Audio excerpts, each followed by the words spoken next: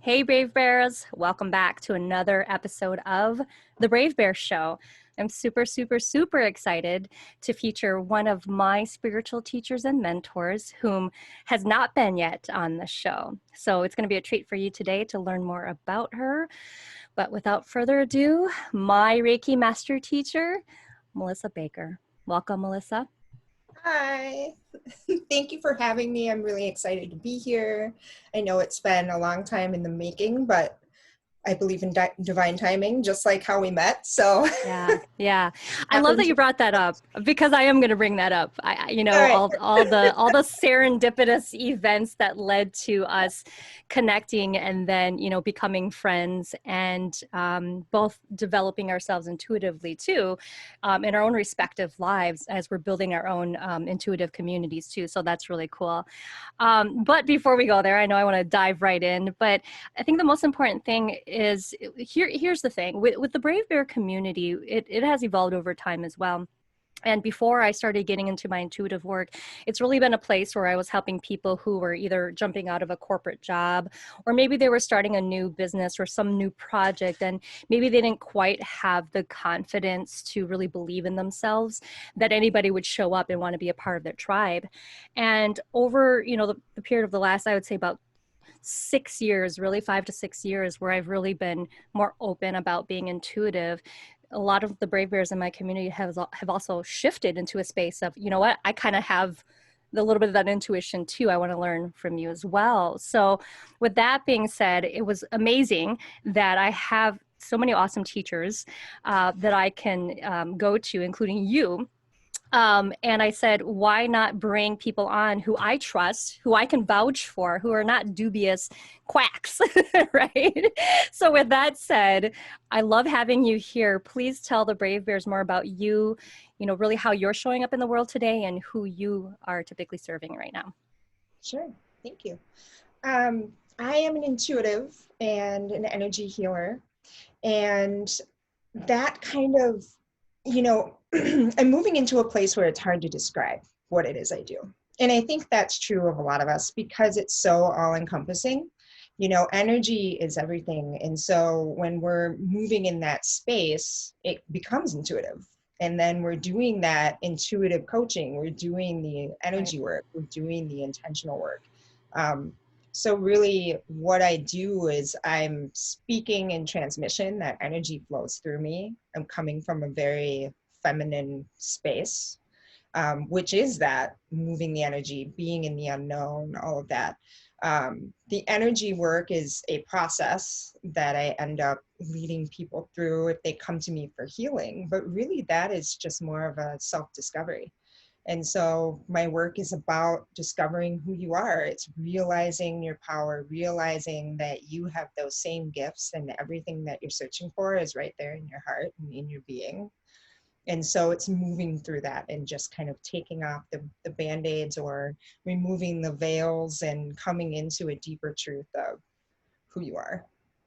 So That's so beautiful. And you're like, I don't really know how to explain what I do. well, Yeah, I right. think But so. I love that you brought up the feminine piece because I was going to bring that up to you. When you and I first met, we were looking for a Reiki space to share, right? And so as we started to get to know each other and learn more about each other, we started talking about the other things that we were doing. And without you explicitly saying feminine, I have been watching your brand evolve, and I've been seeing like see, here are some words I'm going to throw out when I think of you. It's like, feminine energy, like spiritual goddess, like women. I keep seeing something very feminine, very female. And even in the way you show up in the world, you're like an advocate for women is kind of how I see it. So it's interesting that you brought up that word because whether or not it was deliberate on your part, I'm seeing it. Yeah, it wasn't deliberate at first. It was an evolving into, and really, I feel that I kind of mirror and work with the collective energy. And so the collective is moving into this space too.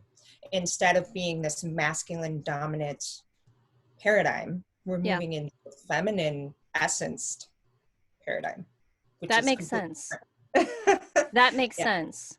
Yeah. Have you noticed that there, because I know that male or female or whatever gender Mhm. you identify as, I feel as though a lot of people who are doing intuitive work are okay with diving into the feminine energy. Have you been noticing that as well? They are okay, you said? Yeah, like I Yeah. almost feel like they embrace the feminine energy more than someone maybe who's not as intuitive or not in tune. Yes, because I would say the intuition is feminine and the ego or the mind, the thinking is the masculine. Yeah. And though they are intertwined and they work together and they have to have one another. And also let's take the gender male female conversation out of it. This is just energy. So Yes. we all have both.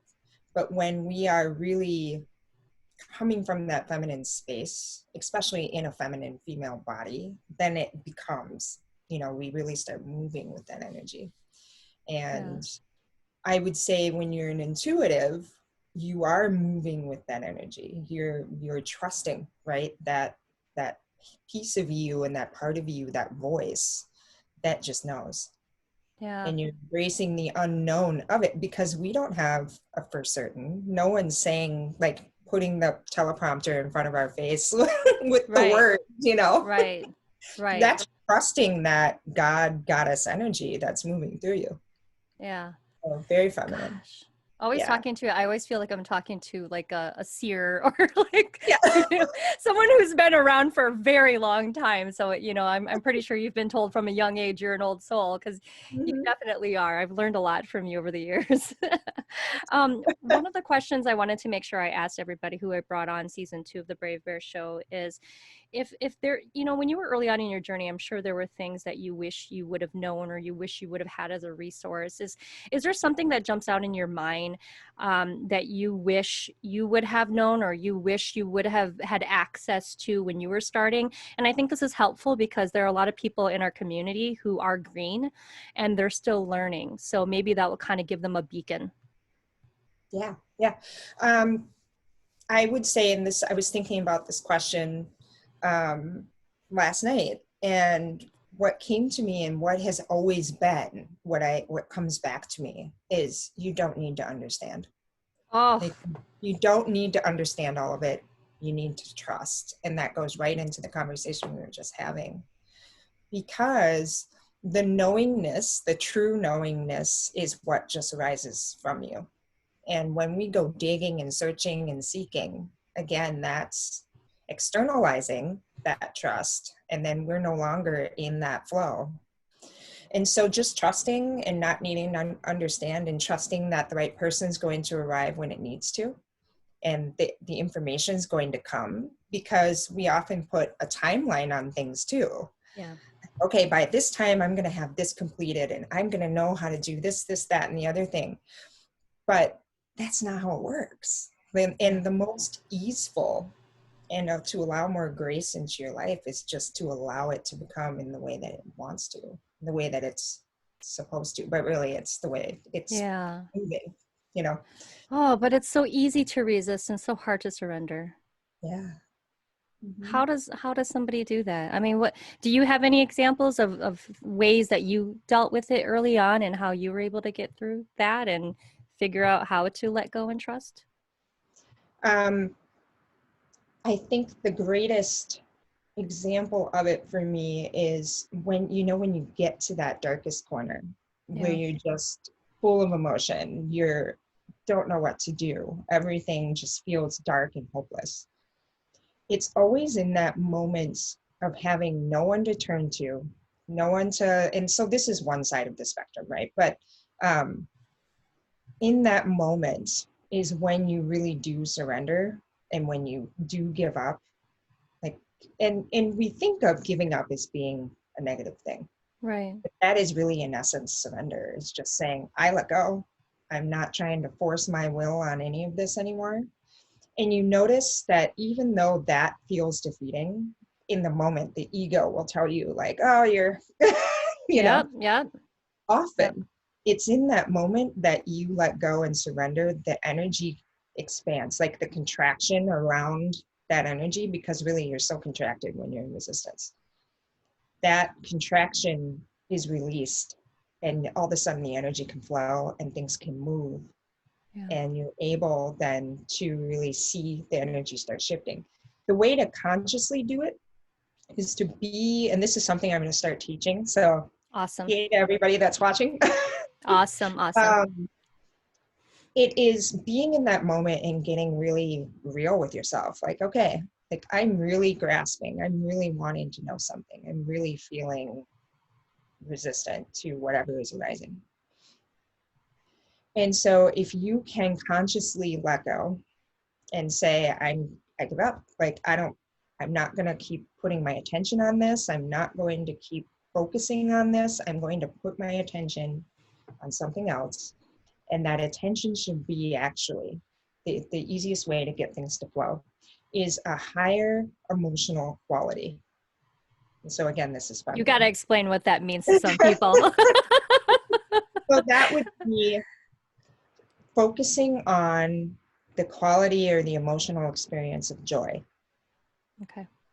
and bringing that into your body and really feeling it and sensing that. And it's not like you're pretending. What you're doing is teaching your body then how to embrace that energy. Right. And because that's what our brain doesn't know the difference. And if you really want to know the science behind that, you should study Joe Dispenza's work because he really goes into detail about it. Okay. But just the intuitive flow is more emotional. Yeah. Yeah. And Ooh. so another one would be the feeling of like being in love with life or the feeling of awe. And so often another deep way of healing, or bringing in some humility is to go back to a childhood experience when you felt that and Yeah. let it just expand in your being because it changes your mindset and the trajectory and what you're feeling inside almost instantly. Right. So, Yeah, yeah. and I know there's that scientific study, and I'm not as well versed in it, but where they say like the body can't differentiate whether you're just thinking about an experience or whether the experience is actually really happening to you. Yeah. Mm-hmm. So when you do focus on something, you obviously want to focus on the positive and the good feelings because your body will believe that that is, what's happening in that moment. And I think this is important for anybody. I mean, whether or not we want to be more intuitive, I think for just any human being, especially in this world of COVID-19, Mm-hmm. if we surround ourselves with the doom and the gloom and the fear and the anxiety, of course we're going to be paralyzed with fear and not want to come out of our shells and caves, right? But if we start focusing on what we productively and constructively can do and the positive ways that we can affect good change, then I think it takes us out of that negative mindset and allows us to be empowered. Wouldn't you agree? I do agree. I do agree. Because also we have to remember that the external is also kind of the projection of all of that stuff that we've been living with Yes. so long. And so to dismantle that, we can't keep living out there. We have to go in Yes. here and recalibrate so that that can change. And it doesn't Yeah. happen like that when we're dealing with the collective. Right. That can Right. take some time, but the reason why it's changing in the first place is because people have been doing this work. Yeah. So, Yeah, you're disrupting that negative energy. So the more and more of us continue to disrupt that energy, then over time the collective energy will change that, will break that. exactly. Yep. Awesome. Okay. Something else I wanted to share with the community, which I've really loved about you, because you really put yourself out there on social media, you're very, I can't remember what the quote is, but a good friend of mine in my community, she had written a quote one time for a book that I wrote a few years ago, and she said something about, like embracing your messiness, and finding like being divine in your own messiness, right? And I'll make sure that I give her credit later when I when I publish this episode.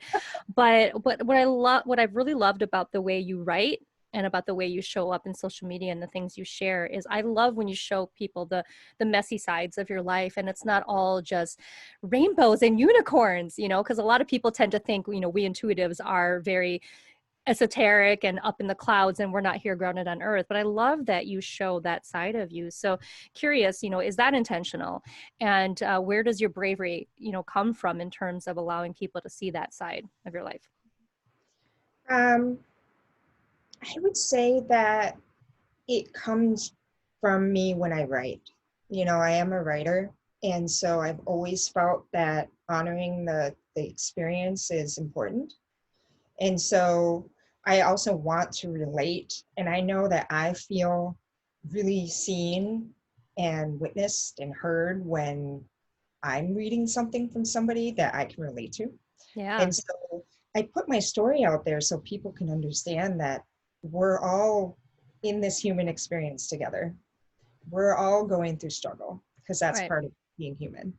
And it isn't necessarily in the moment like, oh, I want to go out and talk about this. Like whatever I write about is just moving through me at that time, and I feel like I should talk about it. And so then I do. Yeah. So it's kind of like it's an intentional thing, but it's not a orchestrated. Right. But um, I love that it's intuitively guided. I love yeah. that, Hmm. which I think writing is, right? Oh, it totally is. Creativity. Yeah. Yeah. 100%. Well, that's probably what makes you such a great writer is how in tune you are. So you're allowing the messages to come through and you're delivering the message to the people who need to hear it right now.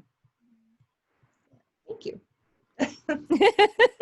You're welcome. I've been telling you for the longest time anyway that you need to just keep writing because, you know, other than you having really strong intuitive gifts, I think your writing is spot on and very prolific. You know, a lot of the things that you write about, it's like it feels like you're reading my soul, or right you're listening to my soul and you're speaking what my soul is saying in that moment.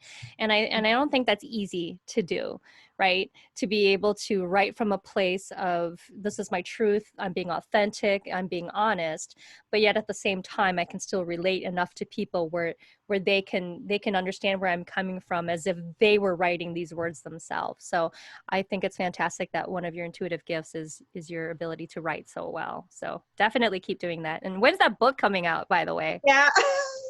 You knew I was going to ask you about it. I am still writing. I'm still compiling all my words. And so I'm toying with this kind of idea that I was telling you about before. Yeah. Um, and how to make it a process, like an approachable process that people can apply to their lives. Because Yeah. I think that is an easier, like, first book to put out Right. so that Right. people Like a can, practical guide or something like that. Or a yeah, few practical grasp it. guides. Yeah. Right. So I'm trying to decide, do I do just a little book like that and put that out on my website and have it just be like the freebie thing that people can Right. have access to, or Right. that first book? I don't know. We'll see.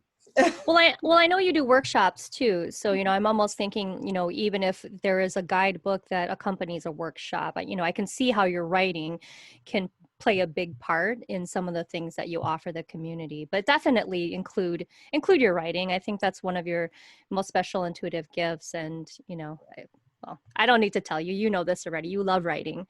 So Thank you. do what you love more of, right? Before we have you give us a mini lesson, this is something I haven't asked anybody yet on this show, and I've been wanting to ask you because you and I've talked about this a few times in the past. But tell us a little bit more about, you know, our shadow teachers, because I know that there are people in the audience here who are like, you know, once I get to a certain place or once I reach a level of, you know, intuitive development, I never have to learn a lesson again, or I'm going to know what I need to know and never have problems again. But, you know, you and I both know this, and you've shared with me, you know, all the teachings that you've learned about our shadow teachers. But what can you tell us about what a shadow teacher is and really the purpose for all of us in this world? Right. So there's something called polarity. And polarity is our connection to the second dimension, or the dualistic world. And polarity is the essence of light and darkness. And you have to have both. And they actually work together like this. And you can't have one or the other. Like, they literally work together.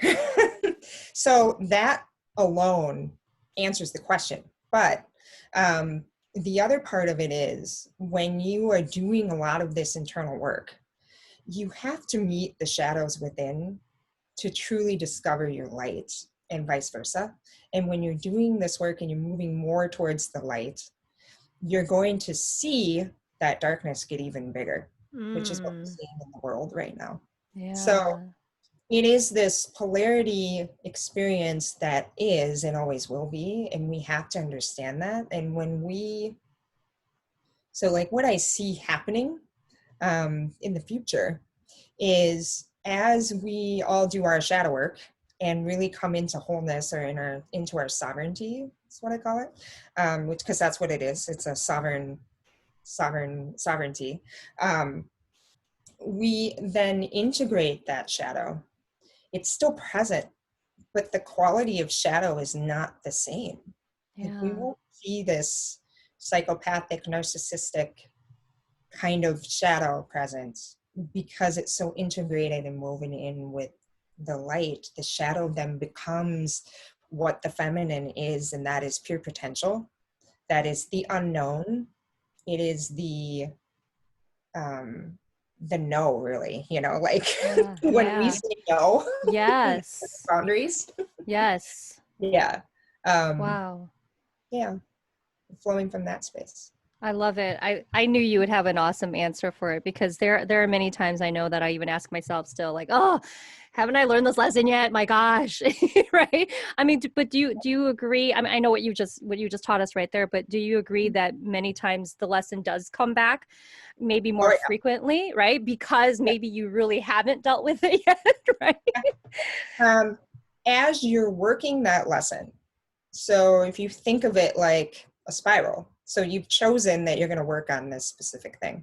Yeah. uh, you're going to go around it and around it and around it, and the reason why too is because we're constantly rotating around our Right. experiences and looking at them from different angles, and because we're multidimensional creatures. And so when we start doing that, even though we may not be consciously aware of it, we're going to have different experiences or like ideas, or we're going to see it from a different perspective as we're doing that work. But what it's doing is it's further integrating it until you get to the point that you don't react anymore. Yes. That is when you're done with it, really. When Yeah. you are come face to face with that same situation and you no longer respond, that's when you've healed. But really what it is you've integrated that part of. Oh, goosebumps. I Yeah. love that. I love that. It Yeah. does remind me of something I often tell people in my coaching, even before I started doing intuitive work. I know people would ask me like, when am I gonna, learn this lesson? When am I gonna figure this out? And I said, over time, even when you develop the wisdom or you have the solution, you never get done having those problems happening to you, right? Or negative things happening to you. It's how you respond and then closing that gap, right? Because sometimes we spend a lot of time spewing and being upset and responding negatively. So it's about closing that gap of time that you spend spewing and being angry or reacting to the thing. So I didn't think the answer would be similar to that, but it sounds like it. It's the stuff is going to continually happen, but how are we now responding to it? And did we transform it and understand how we're reacting to it? That's beautiful. That is so beautiful. Yeah. Oh my goodness, dear. I cannot believe like now we've already been talking like half an hour and I know we got to move on to the next part, but there's so much Oh, wisdom. There's so much wisdom. I'm like, but while I have you on, I'm like, they've got to hear this because these are yeah. things I've always wanted to know. Okay, Yeah. so with that being said, what awesome little mini lesson do you have for us today? Yeah. So it ties into this whole conversation, and I actually did plan this, so it's kind of cool that we're gonna go Yeah, isn't that into always the case? this. um, I really, feel the energy of what's going on in the world, and right now it's hard not to notice, right? Yeah. So there's the very real external reality that's happening, and then there's your internal experience. And so the lesson is going to be about force versus being. Hmm. And it is a masculine, immature masculine or patriarchal quality to force, to push, to dominate, to make things happen. We're used to this in our society, especially in the West and in America, because we've been taught to do it. If you Yeah. want to be successful, we have to like push ahead. We have to, dominate the scene. We have to monopolize. We have to force our will to make things happen. I mean, even the old idea of manifestation, and I call it old because it really is. to try to like manipulate the energy to get what you want, again, is forcing. Yeah. To really manifest is to just be, to allow it to flow through you, to set the intention, be in that feeling, and allow it to magnetize towards you. That is actually the law of attraction, not this, I'm going to write a list of all these things and then I'm going to, you know what Yep. I mean? Yep. No. Yeah. So, um, forcing, that's one side of the coin. The other side is the feminine side, which is being, and that is allowing. So when you get into a situation where you want an outcome or you want something to change or you're really desiring something, the element of just being with it, and it sounds kind of like, I think people get frustrated when you get told like, just be Yeah. with it, Like, you what do know? you mean? What do you mean just And it's be? like, Yeah. what do you mean? But what it is it's again this letting go of needing to know, letting go of having a desire, a certain outcome. And so it's trusting that if you can put yourself into this state of being of, I am wanting a peaceful existence. And how can you navigate a peaceful existence just within you and stop having expectations about things outside of you? Is then to start that process of just being. And so it's taking your power back and being in your center. It's doing the things that mean something to you, right? Like, this brings me happiness and joy, so I'm going to focus on that. Making your decisions in life and your choices about what brings you joy, what brings you happiness. How can you stay centered instead of focusing and forcing and pushing and like all Yeah. these things that actually takes your energy right out of your center and gives your power away. Yeah. So doing those things helps. And then the last thing with that is like, again, focusing on this higher creational type of energy. So focusing on joy, focusing on love, focusing on these feelings and feeling it. And even if it's just like a 10-minute thing you do every day, check in with yourself. What do you need? How can you make choices with your day to stay within that bracket of internal happiness, you know? And then feeling those feelings. And this is even if I do this, even when I'm having all kinds of chaos happen in my life, even when I'm upset or hurt, even when I've been disappointed. I still do this every day because it changes, it takes me out of that place and puts me in a different energetic tone and frequency. And I'm able then to create from that place, and then things change faster. I'm so glad you brought that up because I was going to ask, what would you say to somebody who says, well, I live in an environment or I live with people who it's difficult to either find that space or find that time or get that mindset because, you know, the people around me or the environment around me. What do you say to someone who has those potentially valid excuses? How can they still find this time and space for them? Mm-hmm. Set aside time in the morning and night, and anytime during the day that you can, and it can be 5 or 10 minutes, and do that work of just saying, this is what I desire for my life, and really breathe. Breath work is so important. And breathe into those emotional feelings that you want to feel. It allows the nervous system to calm down too when we're doing that deep breathing. And we need the nervous system to recalibrate around these emotions and kind of stop doing the fight or flight or the sadness or the heaviness or whatever. So the breath work is going to trigger the nervous system response, and then the feelings, bringing that in, and just making sure that you're doing that a couple times a day. I say morning and night because morning, you just woke up, you can set your tone for the day.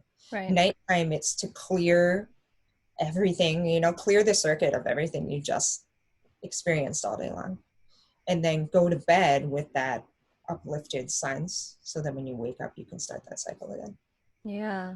Well, not to put you on the spot, but do you have any like products like a guided meditation or any kind of like facilitated service or product that you offer for something like this? Um, I do have lots of meditations. I'm going to make a new one that will do that specific thing. because I think it's important. But Yeah. even just working with me one-on-one will help start that process, Okay. because really sometimes when we're spiraling in some of these heavier, denser energies, there's also a belief system in there that's operating that we need to identify, that's unconscious. Right. So So working mhm. with you is like kind of more of the strategic and breaking the thing. That sounds so negative, but breaking the cycle, right, or stopping the cycle, and then it sounds like the daily recommendation is more of like the management and the maintenance, right? I mean, and then both work in conjunction with each other, obviously, because you don't want this to just be a temporary fix. You want this to be a lifelong lifestyle change, right? Mhm. Yep. Yeah, because you're changing, and plus the stuff that I was talking about before, them we're moving into such an energy where the energy work should just be really natural, that we do all the Yeah. time, Right. not just like once a week or every other Right. week. Or Just making it feel like a chore, like, oh, I have to go and meditate now, right? right, Versus, right. oh, I just do this. This is just part Yeah, of what I do. yeah. It becomes a way of living, and it just becomes a natural. It's just as simple as brushing your teeth, combing your hair, getting ready for Right. the day. I think that's how I look at it. Um, and then the deeper work or the deeper dives, when you go into a workshop or where you come see me specifically or work with Yep. a healer, whatever you choose to do, Yep. that's for that deeper uncovering, revealing, knowing who you are. Because oftentimes people come in and they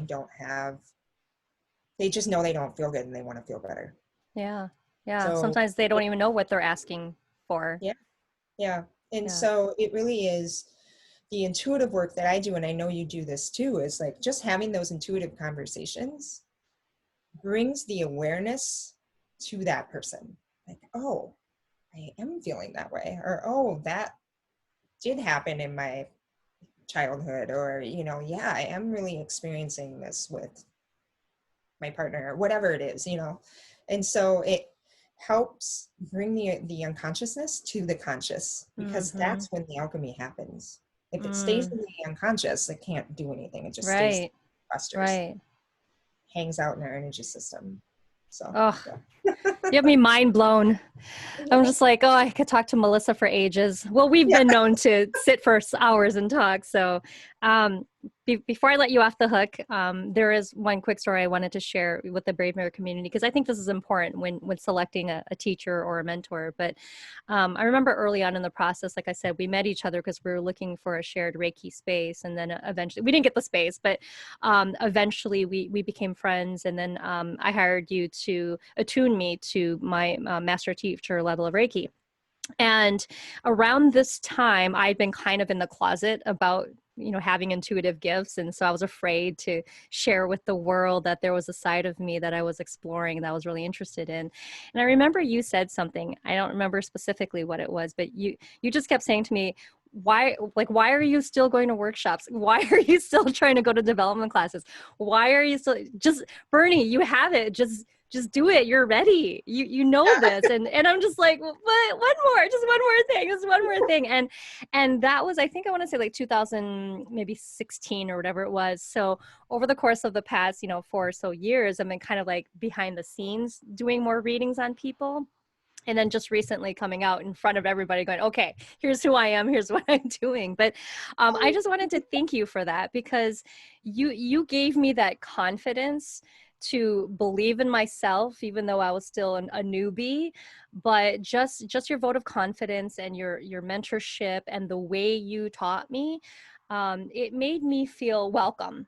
I didn't feel like you were like, well, you stay down there where you belong and we're up here. You said you're ready, so just start doing it, just start practicing, and here we are. I mean, I'm so excited, here we are now. So thank you for that. I mean, I love your teaching style, and I love how empowering that was. And so that's why it was really important that I've been wanting to share you with the Brave Mirror community for a while now. So I'm glad that you're like, okay, let's do this.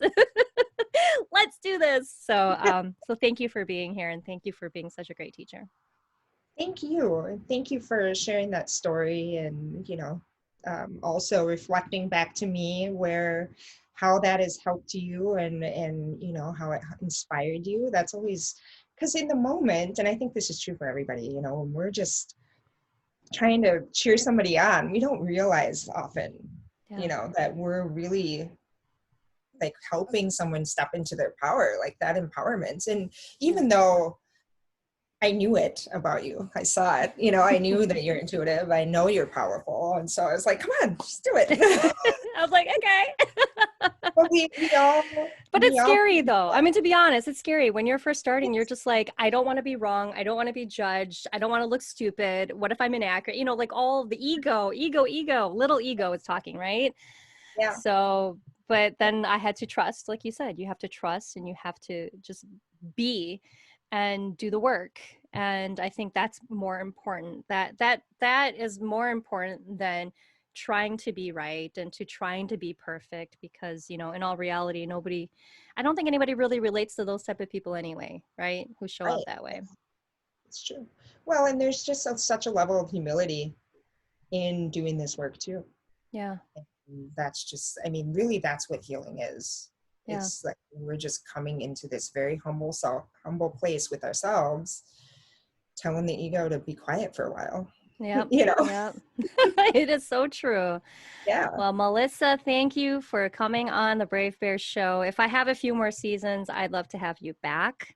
All right. But before you go, please use the next few minutes to plug, you and what you're working on, and, any workshops, any courses that are coming up, or any other ways if people can want to work with you also in person.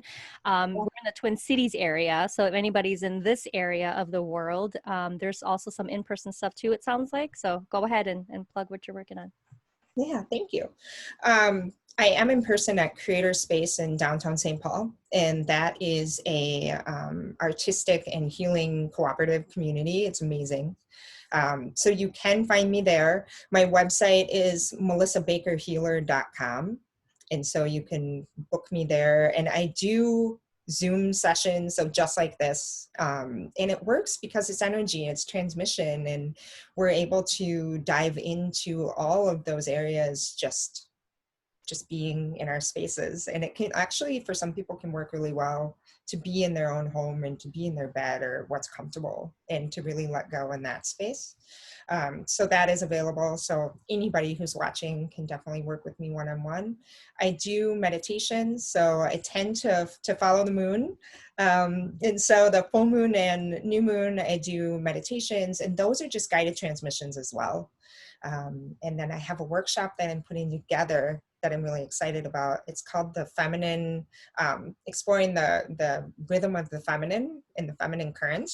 And so what that is just really getting into the feminine energy and the body, and really exploring what that means. So for those that are kind of wanting to really dive deeper into their feminine essence and to really into the intuition and to trust that, that's one workshop that's coming up. I don't have a date yet.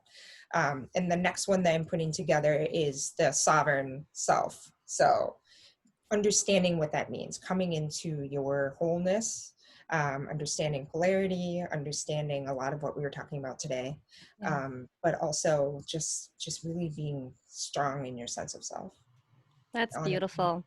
And I know that you're not one to tout yourself very much, but could you just run down a list of the specific types of work you do? Because I know you do tarot reading as well. I know you do intuitive readings. Yeah.